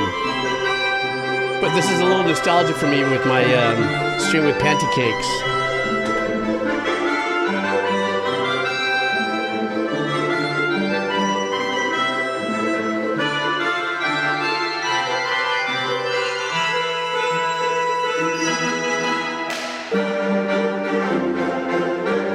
This track right here is my favorite track for video game music. Dragon Roost style.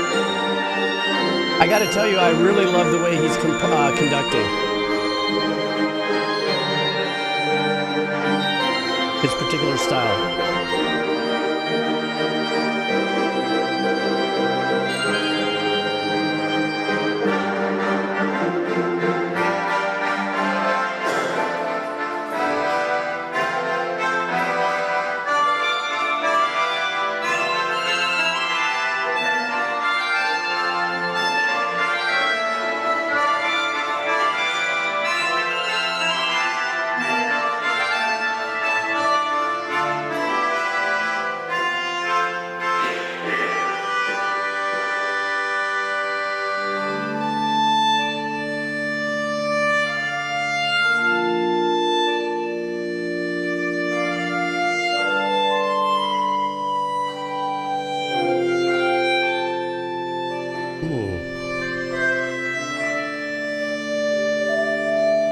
Using the ham chimes now.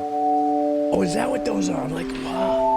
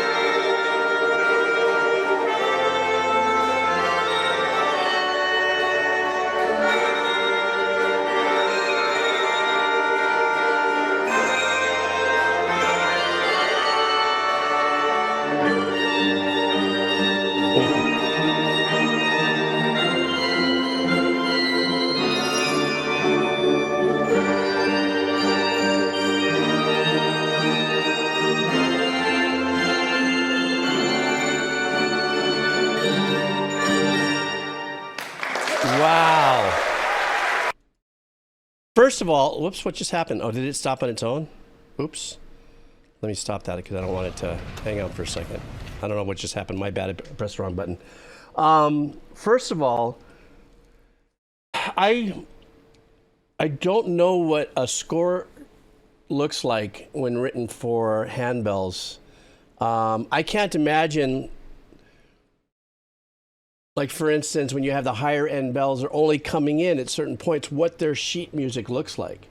Can you is it like a ton of rests and stuff when you're reading, like let's say your part in the upper bells opposed to medium bells and lower bells? I can't imagine what their piece of music must look like. Am I kind of right? As a composer, I'm thinking that's what it must look like.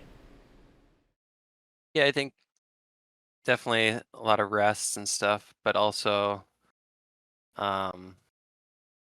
there's a lot of sustaining as well. Yeah. Just kind of like the pedal on the piano, where a technique called let vibrate, which is essentially just sustaining over until it tells you to stop. Wow. But yeah, the handbells has just so many different techniques. You saw some of the malleting or heard some of the malleting. Yeah, that just briefly, the malleting, is that a stationary, like what somebody who plays handbells and also have responsibility of malleting, are they handbell individuals too, and then change the dynamic and do something with mallets in the same piece like that, or are they assigned as that is the assigned instrument for that individual musician? So it can change just depending on the music. So, but usually it's not like you're the malleter person. It's like you're doing this, you're ringing as normal, and then all of a sudden you're malleting, and sometimes it's the whole entire bell choir. So it's kind of like a percussionist that has multiple things that they have to set down. They do this. Because I also noticed, because you saw me going, what the heck is that? When they had the longer white things in their hands, it goes, well, these are not, it's not rain sticks, but I'm not familiar with the handbell or that style of composing or in that genre. Those tubes, what exactly were those? So those are hand chimes, very similar, but yeah, obviously different tone. And a lot of time in handbell music, it's used to like highlight a melody. It kind of stands out, but also a lot, warmer, softer. Rather yeah, it did have definitely a warm tone to it. Yeah, it wasn't so bright. It had like a little more of a hugging tone compared to the rest of it. And then once again, the name of the two instruments the guys were playing down there. What with the vocal thing? You had mentioned it. What is that again? The Melodica Men, they're called. The Melodica Men. Okay, that's yeah. They were paramount in really in a lot of that melodic work, in the ambiance of hearing the bell musicians playing what they were playing. That inclusion of them, I thought, was paramount. And then finally, your friend there, the composer and the conductor, very passionate, very fun to watch. I could see he was completely embodying the piece. So, there's a lot of percussive movement there.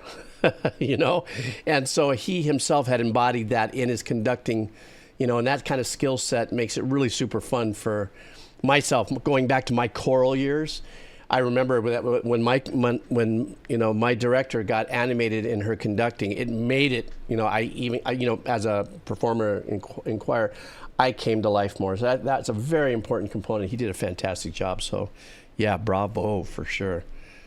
By accident, I don't know how I did this, but let me get into this now. This next one here, we only have a couple left, it looks like.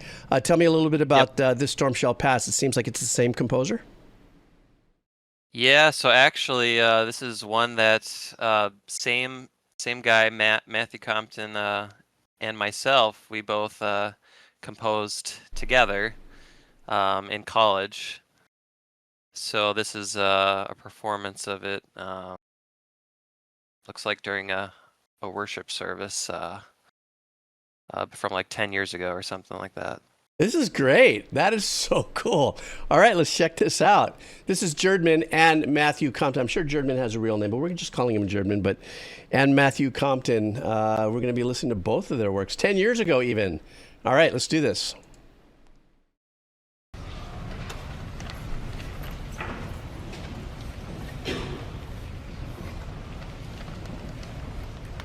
So right away you're gonna start to hear what's called singing bell.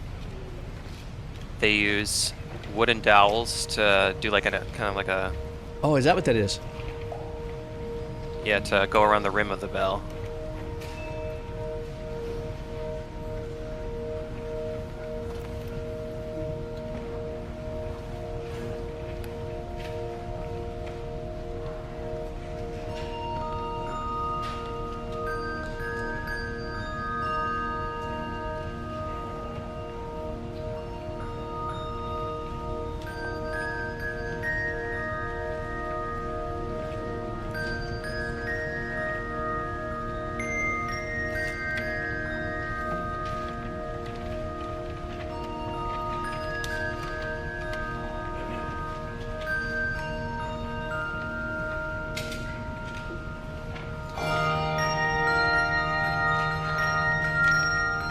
And my friend is actually conducting this. Just wanted to point that out. So it's same conductor as the last one.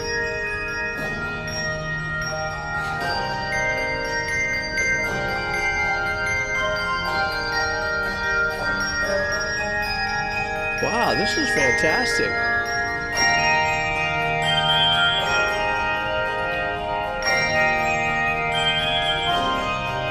Got the importance of the warmer tone bells back there. That's something.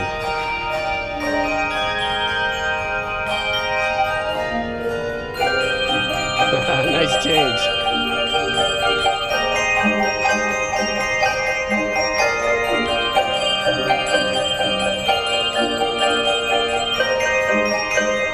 Am I hearing some pizzicato? More meloding. Okay. Some of the upper bells. I mean, I can hear the meloding, but there sounds like that boom, boom, boom. Almost sounds like a pizzicato.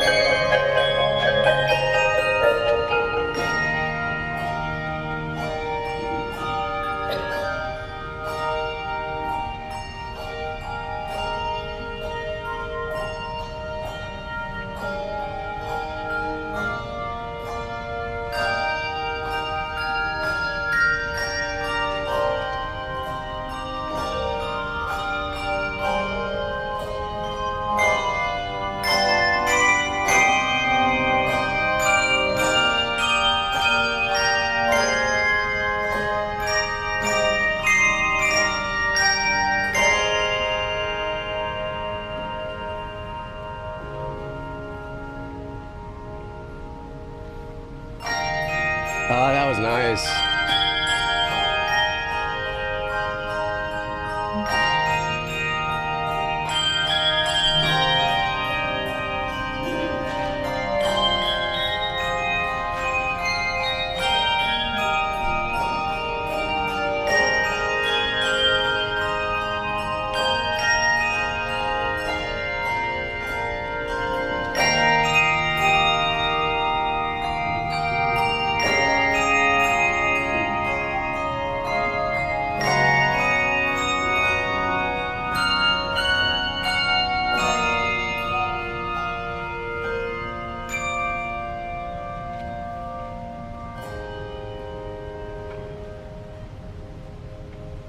No, you left us hanging on that?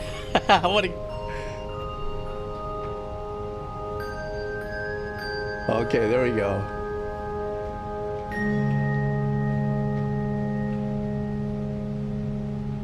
Stank face. Great ending chord. Oh, that's phenomenal. I tell you what, I got to tell you, I've never had any other experience with listening to bell work except for like holiday things that come up, right? They end up on a playlist and something, or you're watching shows, and so the handbell work for me, because I'm not very familiar with it, usually comes around in a seasonal periods. But you guys, in your approach on composing this, was very contemporary and so well done. And the dynamics, the opening with the taking the wood around. See, the only so I used to do that with my wine glass. I thought we were tricky, but I guess that's it. Yeah, that's exactly what it reminds people of. Yeah, or the meditation bowls and stuff like that. But what beautiful dynamics to use that to set the tone.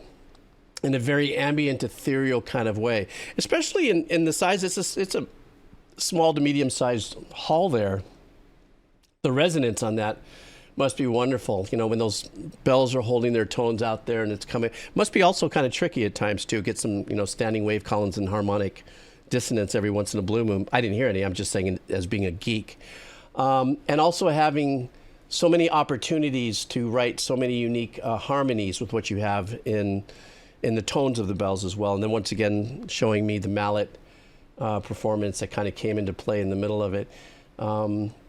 Really super nice tension builder and release in a very beautiful way in what you guys arranged there. And even at the ending, those 2 chords or 3 chords, I was like, oh, where? Yeah, they just got it aching for like, where does that change come? When is that, or what are they gonna, like you can go in any direction there. And so for me, I was like, were they, oh, you landed there. Okay, you stuck the landing over there. I was anticipating maybe you would do it over here. And then once again, you know, being that this is, the setting is spiritual, I thought it was just perfect through and through. You know, there's, the bell tones are just a phenomenal sound, and I can imagine what rehearsal must be like. And once again, your friend is the conductor. He has very solid skill set. You know, I'm watching, you know, a lot of his moves and his pushing and pulling and coming back. Oh, you know, even he's in very, something... Yes. He's very active and energetic. Yeah, he was a lot more subdued in this one than he was in the previous one. The previous one, he was cooking because the tempo and everything was, you know, he was into it and stuff. But yes, he is very animated, but in like my dad when he was teaching me to conduct and stuff, you know, we were looking at many different conductors and how they do what they do. You know, there are some conductors that are just very, boop, boop, boop, boop. You know, they're all pocketed in here. Then there's Dudamel, and then there's, you know, all these other things. But he's very precise. He's very tempo-oriented in his moves. Are very, you know, well done. So, oof, very cool. Okay, what do we got next? David Weiss, Stickerbush Symphony. Uh-oh, guys, Donkey Kong coming up. Tell me about this one. So this is from the game Donkey Kong Country 2. A game I've never played, but this is just such a well-known video game track, and this is a cover of it. And one of my very favorite tracks. David Wise is just brilliant, brilliant composer. Yes, we've done much of him on the stream. So let's do this. David Weiss, Stickerbrush. I said Stickerbush. You didn't say that. Actually, it is the actual name of the track is Sticker Bush, but almost most people say Sticker Brush, and so there's like a confusion on to what it's actually called, but it's actually Sticker Bush. Okay, I knew I was going like I'm not ready yet for my dementia tea, so I'm thinking maybe I was going. Is it Sticker Bush, Sticker Brush? Oh my goodness. Okay, let's. This is Donkey Kong Country 2. Let's go. By David Weiss.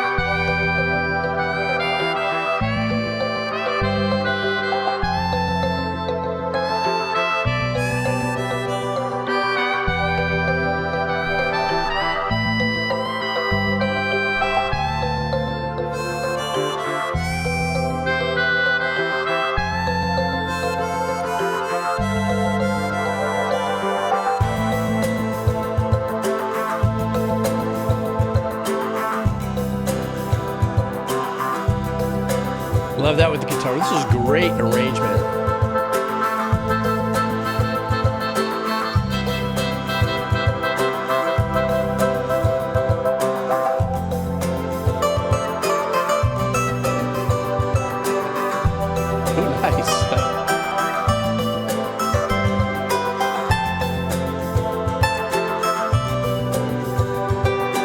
Great engineering there by popping off and in and out of that delay there.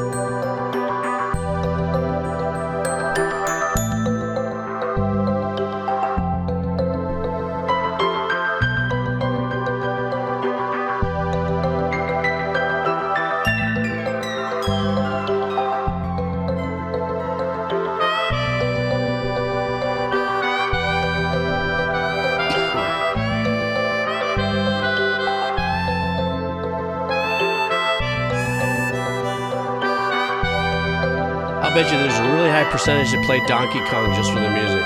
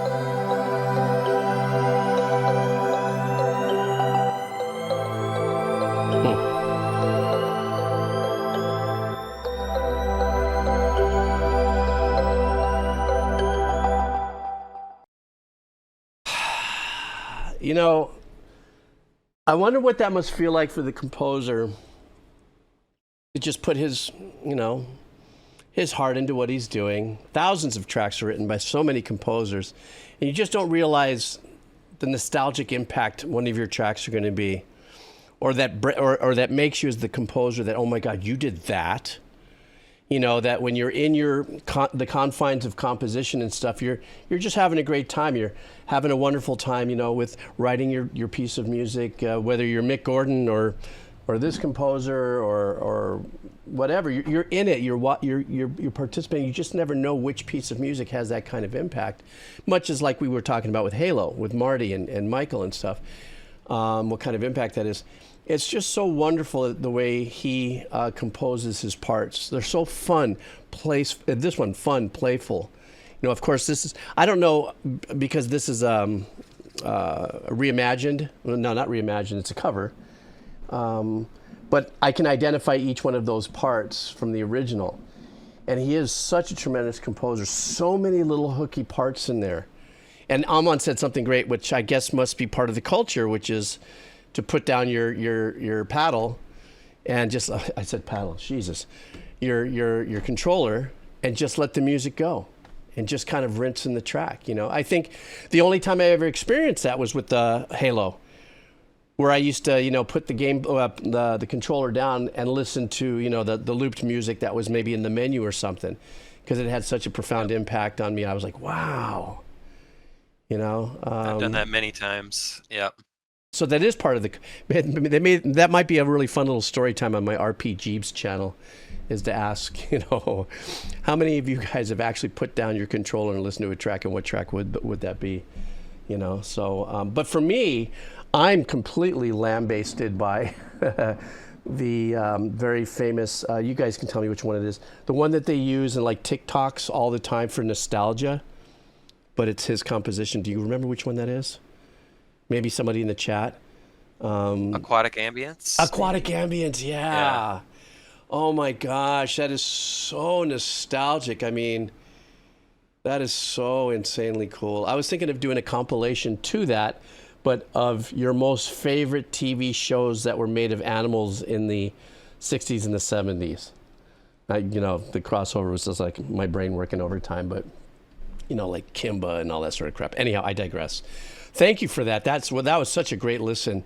So, Jerdman, this is your last one on our journey here. This is Chrono Trigger, Corridors of Time. Tell us a little bit about this, why you made this choice. Once again, a game I've never played, but it's on my list of games to play. But the soundtrack is very well known. And this track in particular, I think, is very well known. Quarters of Time, and someone just did a cover of this, Instrument Maniac, I think like a few months ago, and this is a cover of that, and I think it's a very well done cover, and I just love the bass, you know, the bass for you as well, something that you love, and that sticks out to me in this one. All right, let's do this. This is the last track of Jerdman's playlist redeemed, so let's rinse in this. This is Chrono Trigger's Corridors of Time. Let's go. We were just talking about the harp.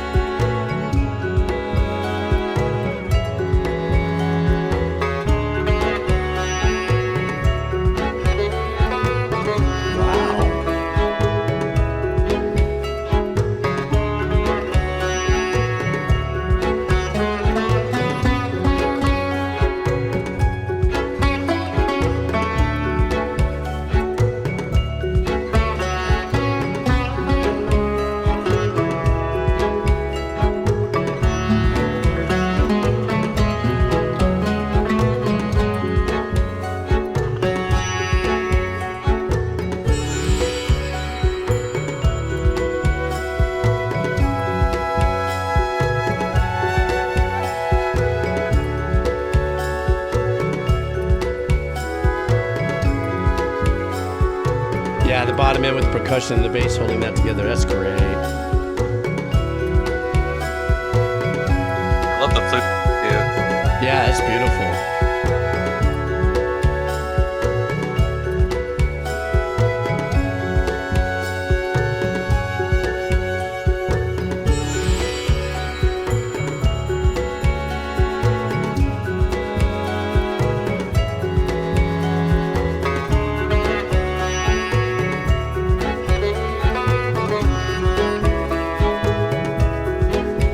Wonderful addition with the sitar. That's just such a...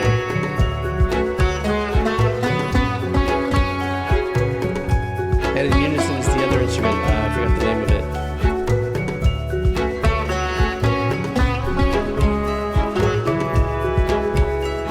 With the strings.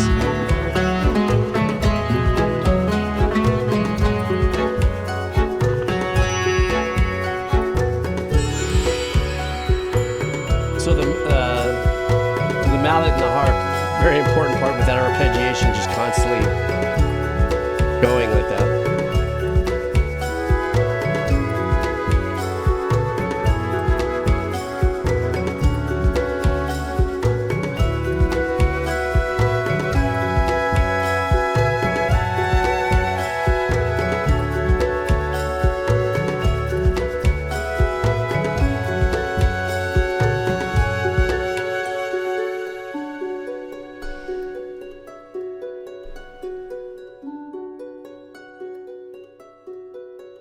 Yeah, that's when you're a harpist and you know you got to be staying in the pocket. That's a lot of responsibility with that arpeggiation. That was beautiful. And what a great track to end the stream on. I think because I don't recall the original track, this is obviously like my first listen to it, especially as a cover. I love how the composer, with the intimate use of the instruments, meaning like it's not a big section, you know, cello, violin, the flute, even though he did double up on the flute in the harmony and stuff like that. I think it was such a beautiful piece, you know, and the addition of the sitar as well. Now, I don't know, is the sitar as an instrument part of the original soundtrack from the game, from Chrono Trigger? Yeah.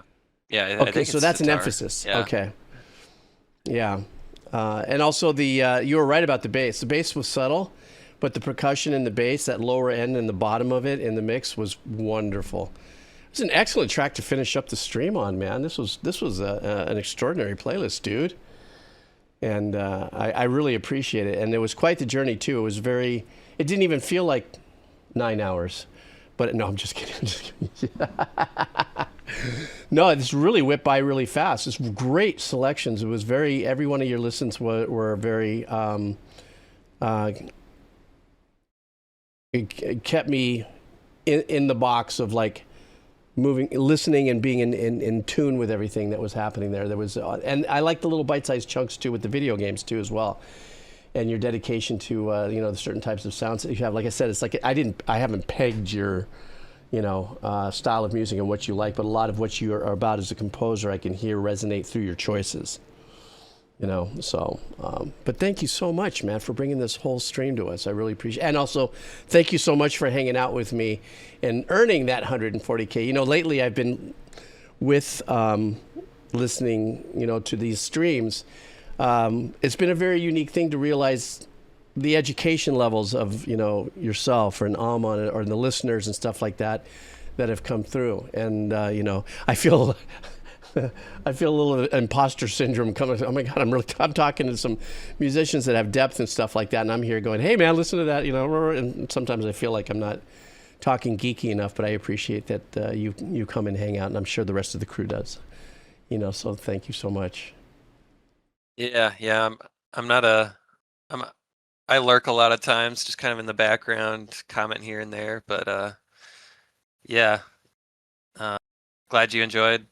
Hope everyone in chat enjoyed the playlist, and yeah, I get like a high from sharing music that I love with others, like especially video game music that could kind of just have the same passion for it. So glad to hang out with y'all. Well, you found the right crew. We are those nerds and everything. So listen, why don't you hang on with me for a second? I'm going to say aloha to the gang in the stream, and just stick with me, and we'll close this out after I end the stream. Everybody on the stream, thank you guys so much for hanging out. As long as Jerdman and all this whole week of the Redeems. Appreciate you guys still nerding out and hanging out through the whole thing, and being able to dive a little deeper into the playlists of each one of these people who've earned their redeems and stuff. I think it's a very unique window into each one of my guests here for the Redeem, and getting a little deeper dive instead of bits and pieces of listening to playlists. When you sit there and you come all the way through, and you get something that's defined like this. And also when I've only got X amount of time to do this and X amount of tracks, so you really try to cherry pick your best tracks.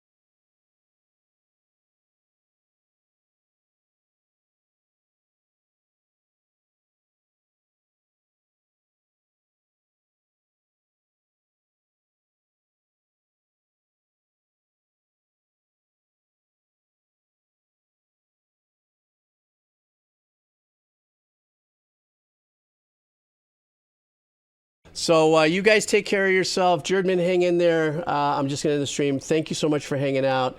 I'll be breaking this off on our channel probably in a day or two. And everybody else, I'll see y'all later. Thank you so much for hanging out. The mods that were hanging out as well, thank you so much. It's always nice to have you in the background hanging out. Everybody else, usual suspects in the Kados. See you later. Shaka doobies. See y'all.